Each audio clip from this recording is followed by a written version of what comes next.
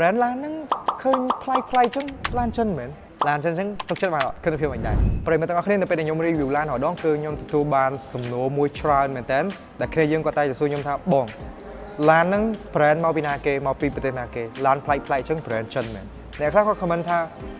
ឡានចិនចឹងខ្ញុំខ្លាចដល់ហើយក៏ប៉ុន្តែវាបាន sell មុខកូនកាត់ដូចចិនទេហើយយើងទាំងអស់គ្នានឹងចូលចិត្តវិញអូខេចឹងថ្ងៃហ្នឹងដែរគឺខ្ញុំនឹងឆ្លើយសំណួរតាក់ទងជាមួយនឹងប្រធានបទមួយហ្នឹងហើយគឺយើងមាន sell កិត្តិយសរបស់យើងអូខេកញ្ញាលីលីក៏គាត់តំណាងឲ្យ Chili Cambodia ចាបងថ្ងៃនេះសូមមកស្រ័យចម្ងល់ពុកម៉ែបងប្អូនទាំងអស់គ្នាអូខេអញ្ចឹងសំណួរទីមួយដែលគេសួរយើងច្រើនណាថាដូច Chili ហ្នឹងឯមុនខ្ញុំ review គាត់សួរបង brand ឡានហ្នឹងឃើញប្លែកចឹងឡានចិនមែនខ្ញុំអាចចាំបានថានេះគឺជា brand ឡានមួយដែលមកពីប្រទេសចិន Chili គេយើងហ៊ាននិយាយចឹងក៏ប៉ុន្តែមានសំណួរមួយទៀតគាត់ថាបងឡានចិនអញ្ចឹងមិនដែរគុណភាពមិនដែរជាក់ស្ដែងទៅសម្រាប់ Chili អីដែលខ្ញុំបានដឹងខ្ញុំបាន research មួយចំនួនមកគាត់គឺជា group ធំមួយហើយបទពិសោធន៍គាត់នៅក្នុងវិស័យយានយន្តហ្នឹងគឺតាំងពីឆ្នាំ1986ហើយអីមែនទេទាំងអស់គ្នាប្រហែលជា surprise បើសិនខ្ញុំប្រាប់រឿងមួយ brand ឡានមួយដែលទាំងអស់គ្នាស្គាល់ច្រើនគឺឡានអឺរ៉ុបមួយ Volvo ក៏នៅក្នុង Chili ដែរគាត់ដូចក្តៅភាគហ៊ុនតែជាខ្ទង់ 78% បើតាមខ្ញុំ search មើលទៅហើយមាន brand ឡានមួយចំនួនក៏ប្រហែលជាប្រិយមិត្តយើងគាត់ស្គាល់ដែរគាត់comment ឲ្យខ្ញុំ review ដែរដូចជា Lotus Polestar មាន Zeekr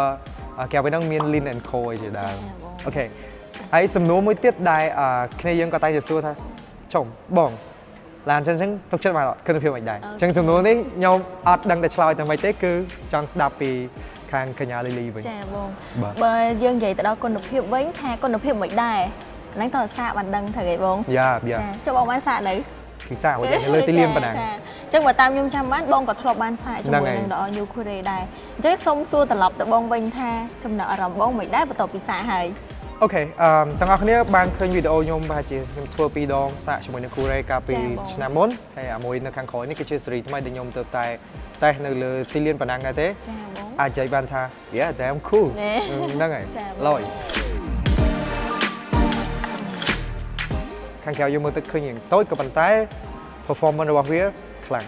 តូចតែធំហ្នឹងហើយតូចតែខ្លាំងហ្នឹងហើយតូចតែខ្លាំងដូចខ្ញុំមានតូចតែបេះដូងធំអីយ៉ាហើយលីលីចាបងចាយ៉ាចុះលីលីយកមិនដែរអញ្ចឹងសម្រាប់ខ្ញុំផ្ទាល់ក៏ដូចជាសម្ដីដែលយើងក៏ដូចជា feedback ដែលយើងទទួលបានពីអតិថិជនកន្លងមកក៏អត់ខុសពីបងដែរបន្ទាប់ពីគាត់បានសាកហើយក៏ដូចជាអតិថិជនដែលគាត់កំពុងតែប្រើប្រាស់ផ្ទាល់ក៏គាត់វ៉ាវ surprise ដូចគ្នាបងទៅលើគុណភាពរបស់ឡានទាំងលំនឹងនៃការបើកបរក៏ដូចជាសន្ទុះបូករួមជាមួយនឹង performance ក៏ដូចជា technology ផ្សេងៗអញ្ចឹងណាបងចាបងអញ្ចឹងបើសិនជានិយាយពីគុណភាពវិញអាចថាហ៊ាននិយាយថាអាចទទួលយកបានដោយសារតែគិតមើលទៅបើសិនជាគុណភាពអត់ល្អក៏យើងអាចហ៊ានធានាដល់រយៈពេលវែងដែរបើយើងនិយាយដល់ត្រង់ចំណុចហ្នឹងបងអាចថាឡានហ្នឹងវាខុសគ្នាពីឡាន SUV ផ្សេងៗមិនខ្លះហើយវាមានចំណុចពិសេសអីខ្លះដែរអូខេបងអញ្ចឹងបើសិនជានិយាយដល់ចំណុចខុសគ្នាខ្ញុំសូមបែងចែកវាជា2សិនអូខេបងអញ្ចឹងទី1យើងអាចនិយាយទៅដល់រូបរាងក៏ដូចជាការ design របស់វាសិនហើយចាំបន្ទាប់មកយើងនិយាយថាវាខុសគ្នាបែបម៉េចចឹងណាបង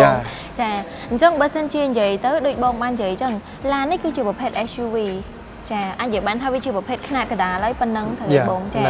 ប៉ុន្តែបើនិយាយពីរូបរាងក៏ដូចជាទំហំវិញវាអាចថាសមល្មមចាមកប្រើក្នុងក្រុងបានអញ្ចឹងណាបងល្មមគ្នាពីអ្នកដឹកសង្សារលេងហ្នឹងចាបងប៉ុណ្ណឹងល្មមអូន50បង50ចាបងហើយបន្តមកទៀតអីដែលវាកាន់តែពិសេសហ្នឹងវាជាលក្ខណៈ SUV ប៉ុន្តែយើងជាប្រភេទកាត់តារ៉ូ sport car អាចនិយាយបានថាកូនកាត់ចឹងណាបងកូនកាត់សម្រាប់អ្នកចូលចិត្តបែប sport រៀង sport អញ្ចឹងហ្នឹងហើយបងមានការ design ច្រើនជាងមុនខ្លាំងមែនទែនបងហ្នឹងហើយយើងក៏លេចមើលទៅប៉ាណាខាងមុខទៅវាសឹងតែមានការ design ថ្មីទាំងស្រុងចាស្វេកហ្មងបងចានិយាយទៅឡាននេះស្អាតប្រហែលខ្ញុំដែរស្អាតដូចលីលីដែរស្អាតដូចគ្នាបងហ្នឹងហើយចាបងហើយបន្តមកទៀតចំណុចដែលកាន់តែពិសេសទៀតហ្នឹងយើងប្រើជាប្រភេទម៉ាស៊ីន 1.5 turbo ចាបងឲ្យរហូតដល់4ស៊ីឡាំងហ្នឹងហើយអញ្ចឹងវាធ្វើឲ្យរថយន្តយើងកាន់តែមានលំនឹងកាន់តែមានសន្ទុះនៅក្នុងការបើកបរបងចាបងទាំង performance ក៏ដូចជា technology អីផ្សេងគឺ best ហ្មងបងចាហ្នឹងហើយហើយ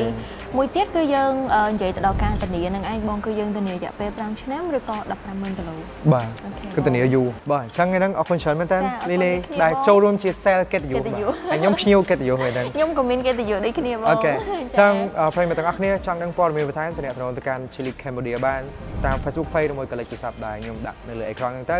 ឬមួយក៏តាក់ទងមកលីលី ទៅមកខ្ញុំផ្ទាល់ក៏បានដែរ អូខេអញ្ចឹងអរគុណច្រើនជួបគ្នានៅក្នុងវីដេអូក្រោយទៀតជម្រាបលាបាយបាយ